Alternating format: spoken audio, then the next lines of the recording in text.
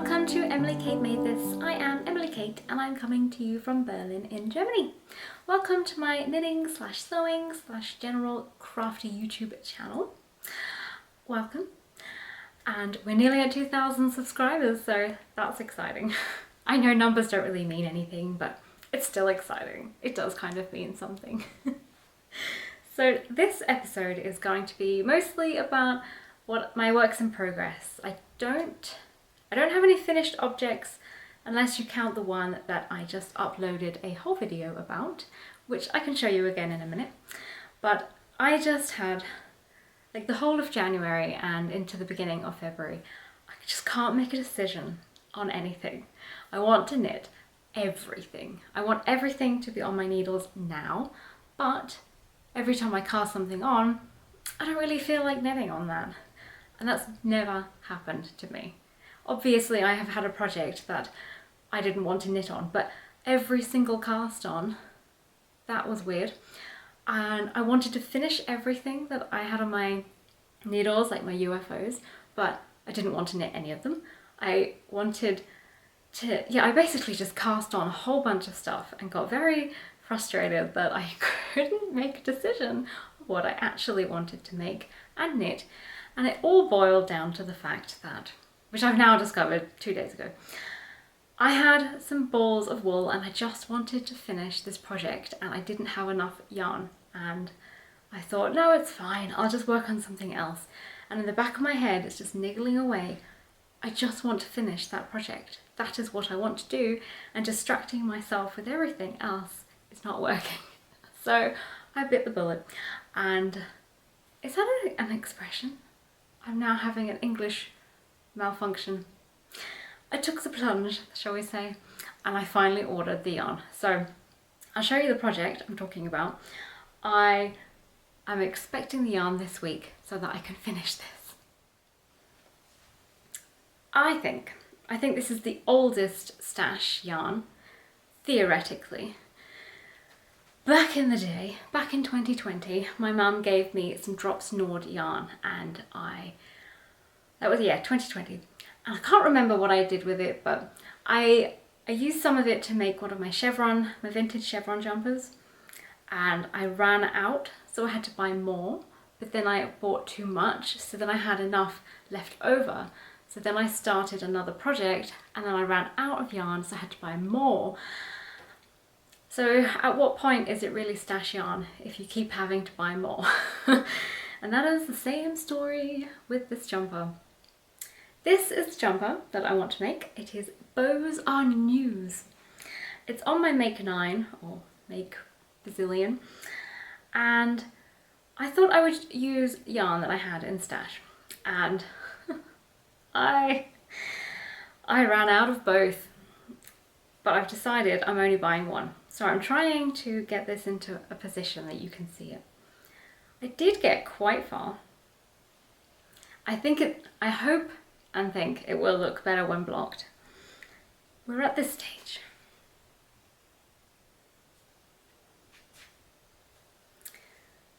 So, yeah, you can't see the rest of it. And it will have bows going down here, down here, down here. The thing is, the picture is a very pixelated newspaper clipping and just says instructions. To make up, make bows 5 stitches wide and 4 inches long. Attach bows as in photo. I have absolutely no idea how to make that look like a bow on this. And the picture is so pixelated, I have absolutely no idea what it's supposed to look like. So if any of you know how to make that look like a bow that you just sew onto this, it says like fold or twist or something like that, but that doesn't look like a bow. So I don't know, but I have enough of these. I ran out of this colour just before the end.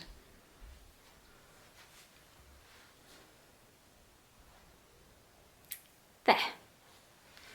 That's that's where I ran out, on the last row of this colour. I am not buying a new ball of yarn for this.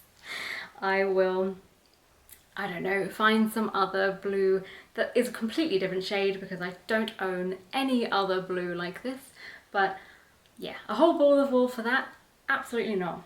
So that's still on the needles because I haven't finished it. But yeah, I ran out of this blue, this dark blue. I really hope I have got enough coming. I just bought 2 balls of 50 grams, and I'm hoping that's enough to finish 2 short sleeves and the back of the jumper. If it's not, I may cry. But I want this finished. I want this jumper done because I want this yarn out of my stash, and I don't like having projects just sitting around. It really irritates me. And because I took so long to get started on it, this blue ribbing, my mum started in May last year, and we looked at it and thought it looked really small. And then I decided I would make the victory jumper with it, but I didn't have enough yarn. And then I purchased different yarn to finish the project and discovered that they were not compatible at all with the drop snord. So then I decided I'd use the other stash yarn to make this jumper. So I finally got it on the needles, finally made progress, really fast progress. This took like no time at all, which is very odd for me. And then, yeah, I ran out. I did have a very weird gauge experience where I went from this part here, the light blue, started knitting flat on this top half. So I went to my usual technique of my purl side has a smaller needle than my knit side, and I somehow managed to make my gauge tighter than the rest of the body, which has never happened to me before, where I purled and went and started knitting flat and got a smaller gauge, like tighter gauge. So that was very annoying, because once I got to this section, which will sit here, then I'll pick it up for a neckband and attach the the sleeves.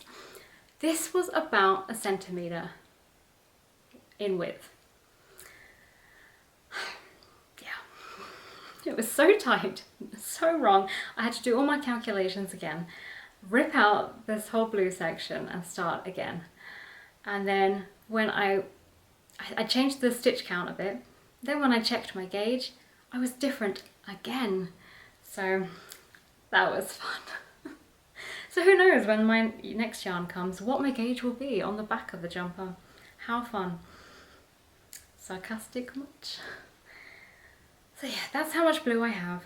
I am going to wait until that yarn comes, and then this jumper will start getting closer to being finished, and I will feel so much better.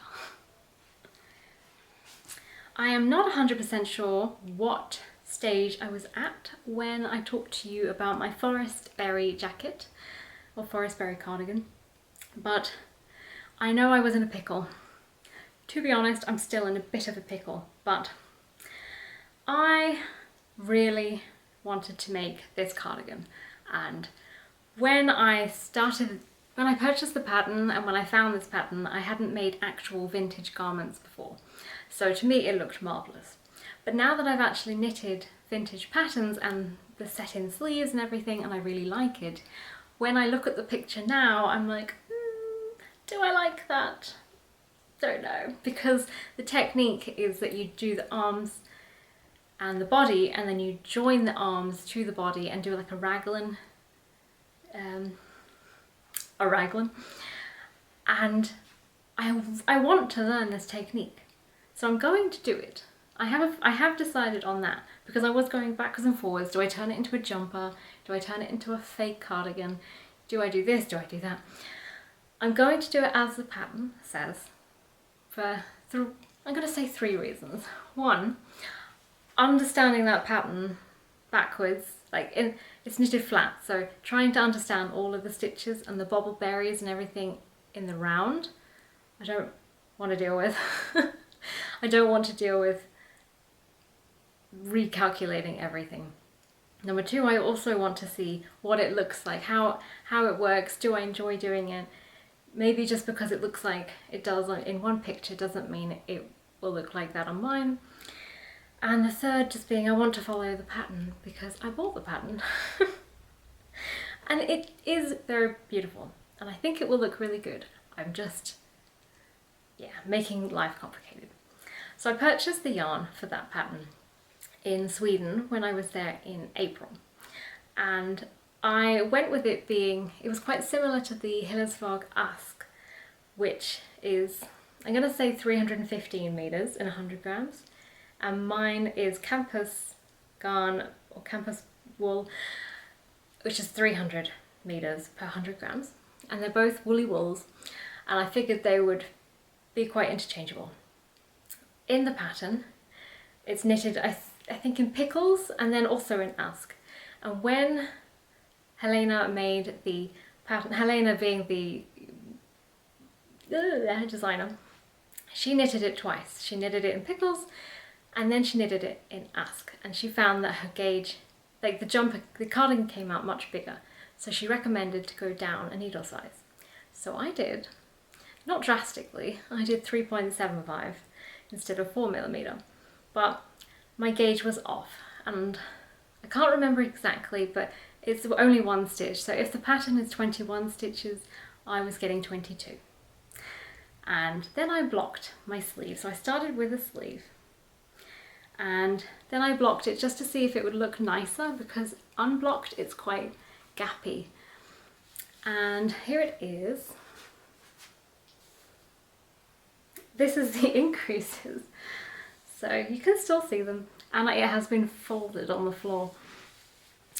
So it will sit roughly there and then stitches from the body will be picked up and it will grow. Oh, I'm really hot. But the thing is my gauge has changed dramatically, which doesn't actually really happen when I block things. It might be off by one stitch. This is now 24 stitches. So it's not 22 anymore, and it's certainly not 21. So if I go by my gauge, I would need to knit size 3, not size 1, like these sleeves are. But I don't have enough yarn for size 3. So what I'm going to try and do is knit size 2 and go up to 4mm needles instead of 3.75, and also hope that because this is small circumference, I do usually knit tighter in the round small circumference versus flat with obviously purl stitches involved. I'm hoping that will bring it back down to about 22 stitches. I did cast on the body after a very long time of procrastinating. This is the beautiful wool. Such a good colour. I am about 4 centimeters in and need another 4 centimeters of ribbing. Then I will start the main body. But I am procrastinating so hard on this. I think because every project involved endless ribbing, I just didn't want to knit any more ribbing, but I'm going to try and pick this up again and continue. I don't know why it's so hard to do this project. I've always wanted to knit this project and for some reason I am dragging my heels, but it's going to happen. I have 2 sleeves, I've started the body, I've got this. My next project is it's almost a half finished object. It's like a 95% finished half object, and that is a vintage mitten. I was going to save this for a whole episode, but I never filmed anything for it because I got stressed. It is really beautiful. It's not blocked yet. Really beautiful mitten. On my lovely mitten blocker. Thank you, Kimberly. Shush phone. Yes, lovely Kimberly sent me these mitten blockers. I have not done the thumb, which is why it's not completely finished. I'm going to turn my phone on silent because I get the feeling this is going to keep going. Woo-hoo.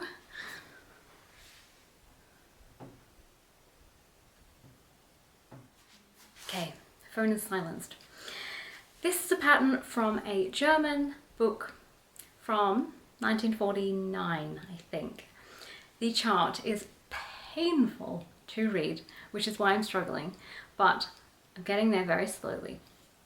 There's a chart for, it's the same chart, and it goes for the mittens, some shoes, like slippers, and a hat. But the chart is written in a way that it's very small because it was saving paper days.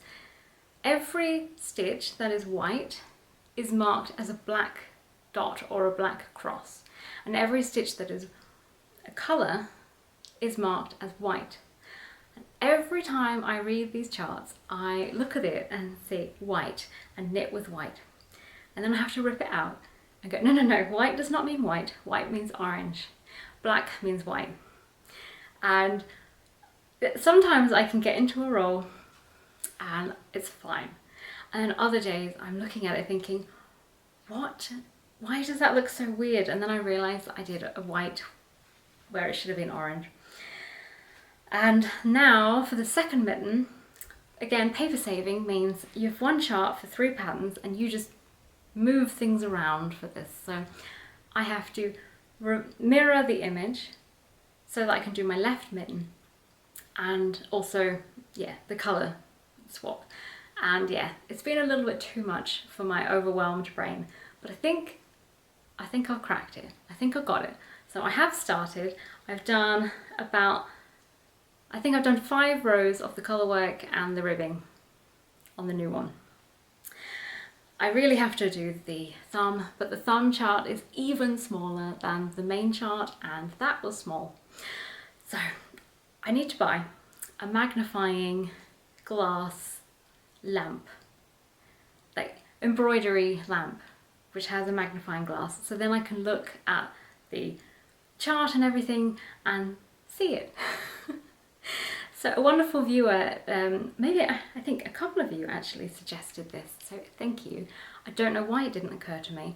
I used to do cross stitch and my nan had one of these, so don't know why I didn't think about it, but hey ho, I did not, and now I have.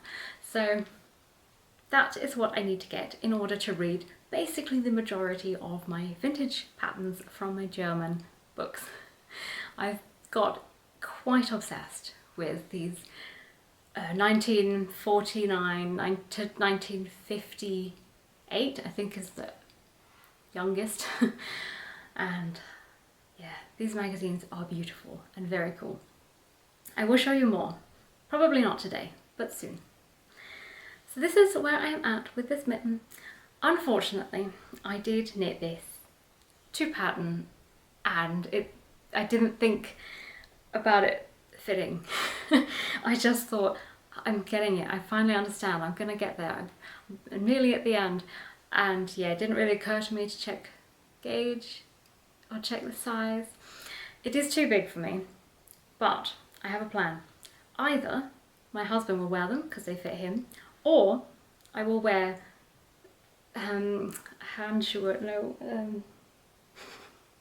I'll wear another pair underneath, or I'll make some kind of fluffy insert to put into them so they're even warmer.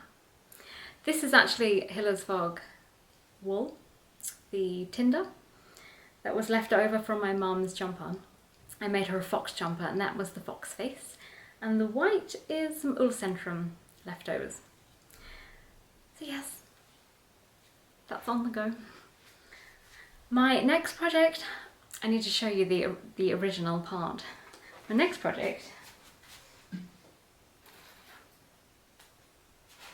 this was supposed to be a super cute heart pullover. I was very excited to make this. But if you have watched any of my videos, I'm probably complaining that I can't get anything to work with my woolly knit cones. It's not anything against the company or their yarn. It's nice yarn. It's just, it doesn't fit with any of the kind of projects that I knit. So colour work, for me, it doesn't work. It doesn't fluff up, even after blocking. It doesn't fluff up and fill in the gaps like Spindrift or Shetland balls. And it's very thin, so theoretically it should work with vintage knitting, but it somehow doesn't. It doesn't, because it doesn't fluff up. Vintage knitting is usually quite a thick needle and a thin wool, but when you washed the wool it would fill in the gaps a bit more, and this one just doesn't. And I started this jumper full of enthusiasm because I thought, it's not colour work, it's not lace, it's going to work, it's a texture. Didn't occur to me that, yeah, the texture would also be an issue because it's not a round, plump yarn. So if you can tell me what you see.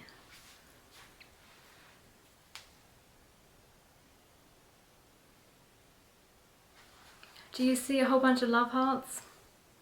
No. They are there if you look really closely and you angle it in the light, but it looks like somebody sat on them. So the row gauge isn't mentioned in the pattern, but it is obviously not the right row gauge for this jumper. And because I knew my stitch count, I knew my stitch gauge, I knew that this could work, so I adjusted the pattern so that I would cast on the correct amount. I'm knitting it flat. I skipped the ribbing because I did not want to do 4 inches of ribbing, 200 stitches, and then discover it didn't work. Thank goodness I did that, because I have to rip this down. This is about 3 hours or 4 hours of knitting because the pattern was so complicated to understand. Now I know, now I understand it. It's really not that complicated, but I struggled to understand because it had 3 sizes within the pattern, but it wasn't made in a very clear way for me to understand. And everything is written down, so it's like knit 5, purl 3, knit 2, purl 4, knit 2, repeat as necessary. And because it changes all the time on every row, you can't put a stitch marker to know that after every 10 stitches or something you're on to the next part, because when you change direction and go the other way, the stitch, it's different. So I would never really know if I'd made a mistake with one purl or one knit, if I had done it wrong or right, and lots of checking. And then when I got to the end of one heart row, I realised it is non-existent. So another project that this cone doesn't work with. So I know if you hold it together it would look better. I know if you hold it with mohair or add it to something else it would work. It's just I don't tend to make projects that are that thick or that have mohair, so it's really hard to find a use for it. So I thought, I know, one way to get rid of some of 2 of the cones, stripes. I cast on, and this is when I realised, after casting on a bazillion projects and trying to finish a bazillion projects, I just wanted stockinette. I just wanted to knit round and round. So I cast on in the round for a vintage knit, but I haven't decided on it yet. A provisional cast on. I did not do the ribbing yet.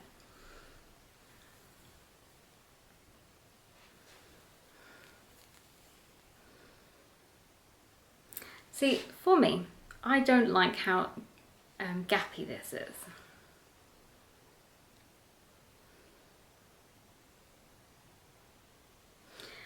It does block slightly, but I don't know if it's because I have really hard water that it affects the blocking, but it doesn't really look any different to this once it's blocked. I have a different jumper that I made with cacti on, and that just look, if you get really up close, it looks pretty rubbish.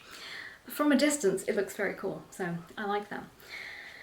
So this, I actually wanted it to be a pattern that I have, a vintage pattern, but it said to do 2 stitches instead of 4, but the pattern repeat that was on the screen was in a, it had row 1, 2, 3, 4, and for some reason I just cast on and knitted 4 rows and then changed colour, and it wasn't until I got to about the second pink, I thought, it looks a bit thinner, like the stripes look a bit thinner in the picture.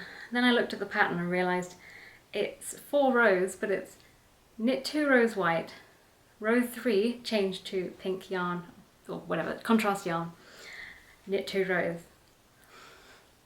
That's why it looked thinner, because it was. So it's actually thicker than the pattern. But I've decided that I'm undecided.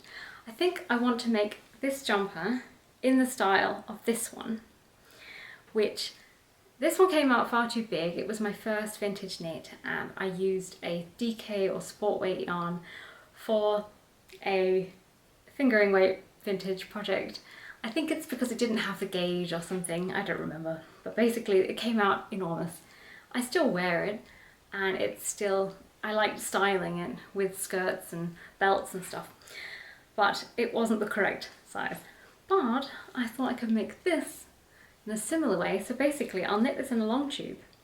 Then when I get to here, I start going flat. So I add on about 5 stitches, go flat, 5 stitches, knit up, bind off, and then sew just the 2 pieces at the shoulders and add some ribbing, obviously. And it could be like a fun summery jumper.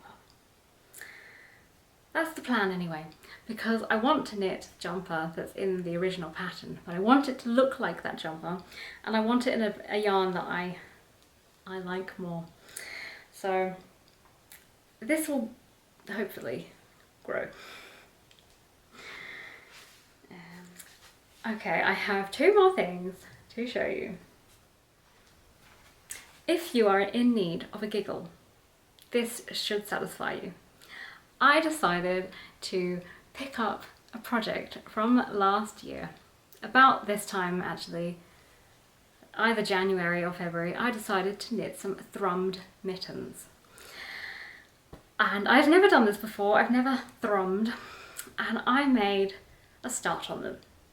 And I got kind of, not bored, but I lost interest, despite the fact it's quite interesting technique.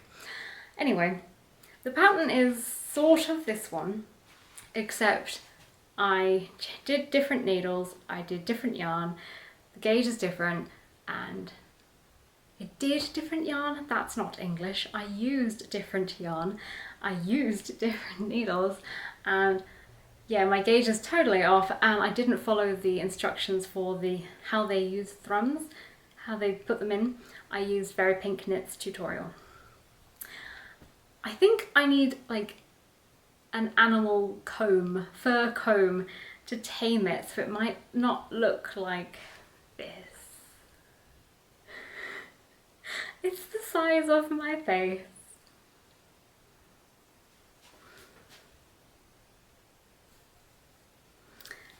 It's enormous and insane on the outside, on the inside. I'll just do a little bit.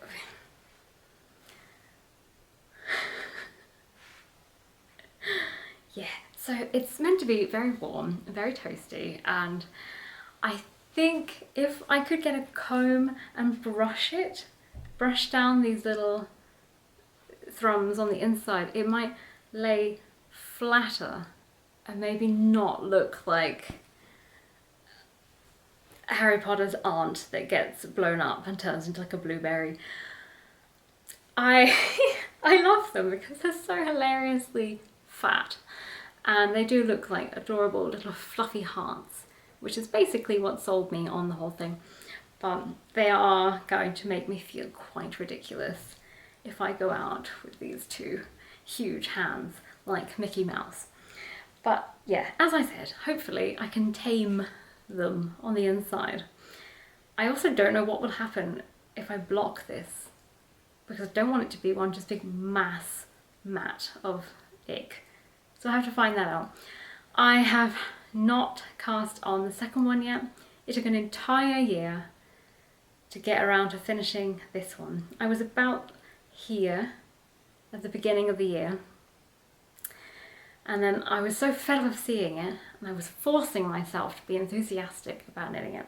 I did manage in 2 days to finish, so it will not take me a long time to knit the second one, and I know this, and yet I'm completely putting it off.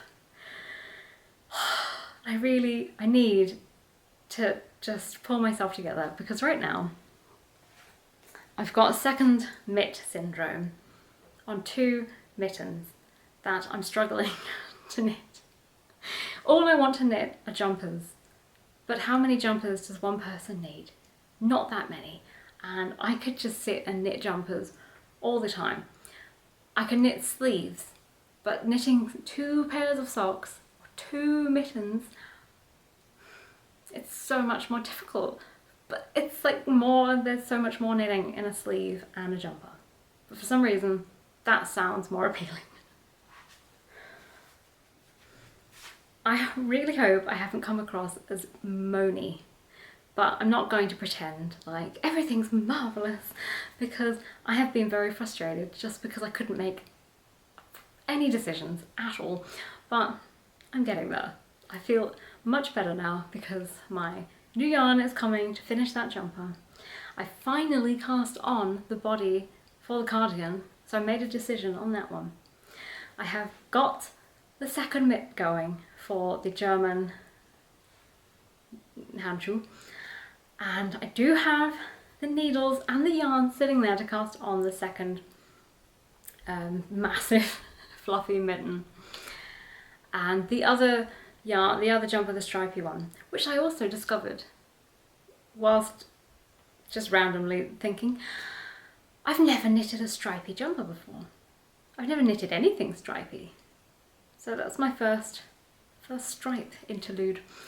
That I can pick up at any point if I watch a movie, or if my hands get tired from doing the colour work or the thrums, then I can knit on that. And I say all of this, but I have a secret project going on that I got all enthusiastic about yesterday. I won't tell you what it is. I'll just tell you it involved scissors, some surgery, and I'll leave it at that. Maybe next time I would have made some decent progress on it, and hopefully the one after that I'll be wearing it. I'm very excited. Okay, I will wrap this up shortly, but I will just quickly show you, in case you didn't see my last video, I made myself a Swedish bonnet. It was a pattern that I discovered from, I saw somebody on Instagram wearing it and they looked so cute, and I fell deeply and madly in love, and I came across this pattern. And it's all in Swedish, and I decided I can do that. I can do anything. It's funny, with the knitting, I think I can just do anything. In general life, that is not always the case. With knitting, I never think I can't do it. I just think that's going to take a lot of effort, or I'll do that later on. But I always think I can do it. Which I would love to just take this and put it into my body and into my brain and act like that on everything in life. Maybe one day. Anyway, this pattern was in Swedish, and I used Google Translate and ChatGPT to try and translate it. Both struggled immensely, and we had a whale of a time trying to figure out some very simple Swedish. It's been very funny hearing Swedish people reacting to the video, because they can obviously see on the pattern where I'm like, I don't understand what's happening, and they can see it. Like, it's really easy. It's right there on the screen. They're probably shouting at their computer screens, but I had no idea. Eventually I figured it out, some of my own brain power was necessary for this, but it's really fun. There's a couple of things I would change because it does look a bit strange at the back, at the nape of my neck, but I can live with that, I don't care. It's very fun. You may have seen it on Instagram, which I completely forgot to say. You can find me on Instagram, you can find me on Ravelry and Coffee as Emily Kate Made This.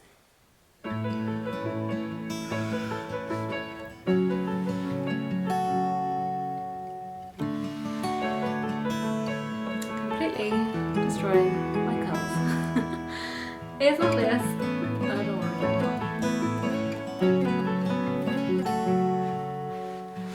So if you didn't see the video, please go and check it out. I'll link it somewhere here or below because everyone needs a bonnet.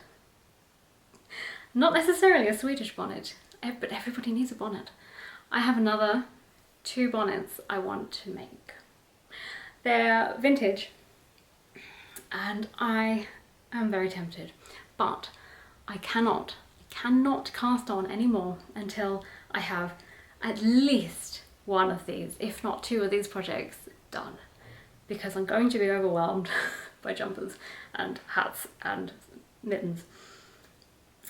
What else? I have one more cast on, which is literally 1 row of cast on. I got bored halfway through casting on, so that was cast aside. I've now swapped needles from wooden to metal in the hope that it makes it easier to knit.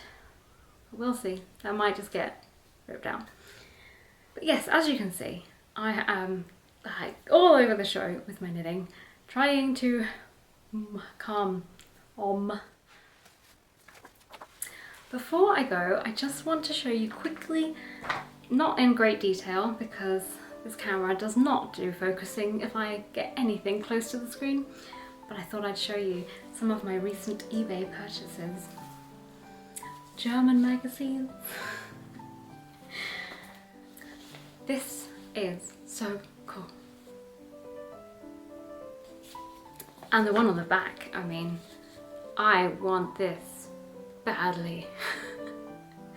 Lots of people say to me, oh, in the DDR they didn't have much money and they didn't have many resources, and I think every one of these magazines has full length, like circle skirts knitted out of enormous amounts of wool. Sometimes I think it's not true. I think they had a great love of knitting, or at least looking at knitted circle skirts. I am so excited to make a knitted bikini.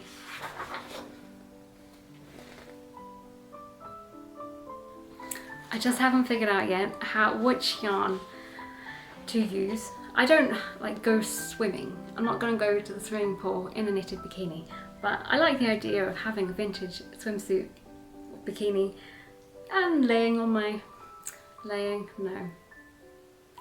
like the idea of having one of them and sitting on my balcony or going to the lake and wearing it, or having a circle skirt, a knitted circle skirt would be great, but probably too hot. Basically, I just want to wear a vintage swimsuit. They look super fun. I heard that there used to be a type of wool called trockenwool, like dry wool, that was specific for swimming, but yeah, they obviously don't make that now. I don't want to use a superwash wool because I think that'll get stretched out and saggy. But cotton would also be too heavy.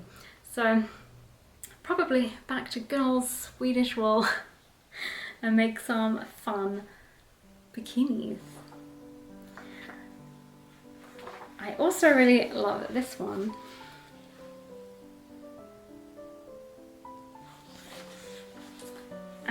I haven't quite figured out if it's knitted or if it's sewn. I haven't really gone deep diving into reading the instructions, but this seems to be knitted.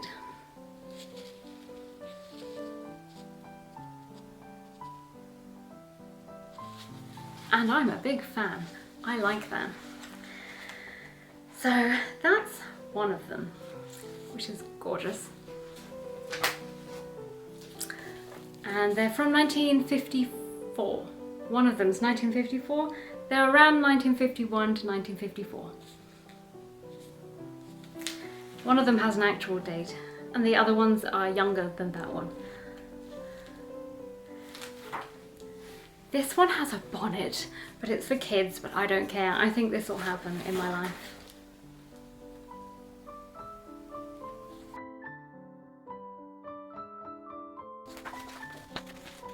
They also have this, and I also want to make this.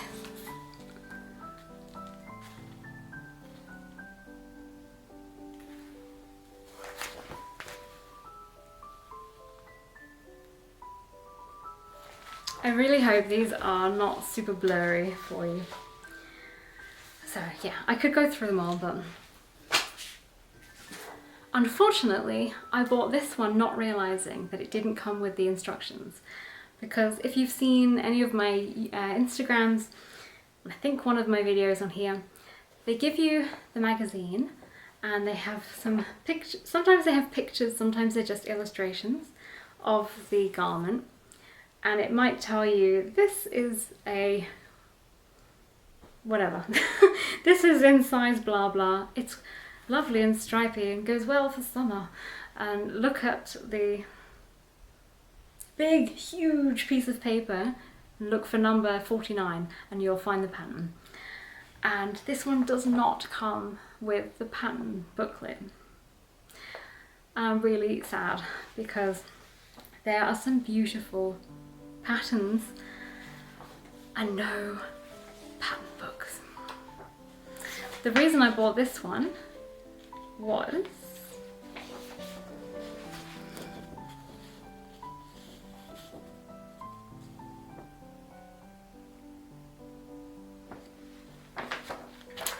and this chevron.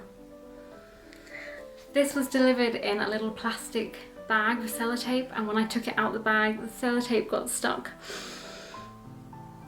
and here, so it got destroyed, and then there was no pattern inside anyway. If any of you happen to own this, or if you ever find this, please tell me.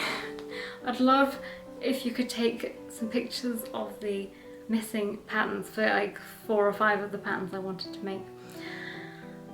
You gotta have hopes and dreams. This one is Ausgarn und Wolle, Heft 6.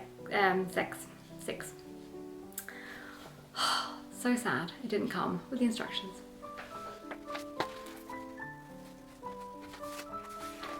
I also forgot to say that my neighbour, who's about 85 or so, she gave me a whole bunch of her knitting needles from the DDR. So I did actually use some of these to make the German mittens.